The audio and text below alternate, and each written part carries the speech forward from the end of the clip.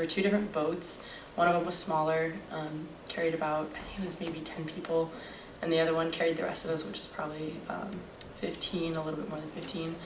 And so they took us out to a place where they had nurse sharks and stingrays, and they said that the nurse sharks were completely harmless. They don't eat humans, they only like shrimp and fish.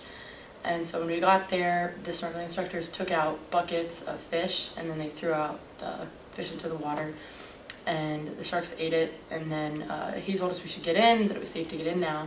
And as soon as I got in, I stepped on the ground and I was like, oh, this is awesome. And then I put on my goggles and I just kept swimming the whole time.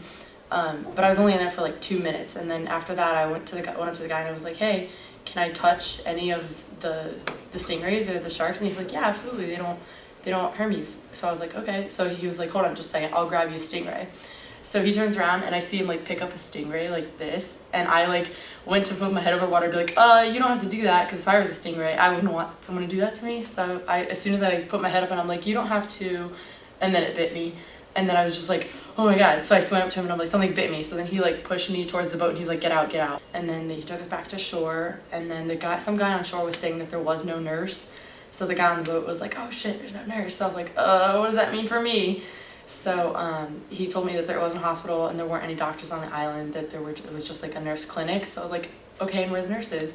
And so finally, my advisor jumped out of the boat and she went to go find this woman who we were with. It was Buckeye Surf and One World Running were together, and so she went to go find this woman who was an advisor for One World Running to get her, because she was a certified nurse for like 30 years or something like that.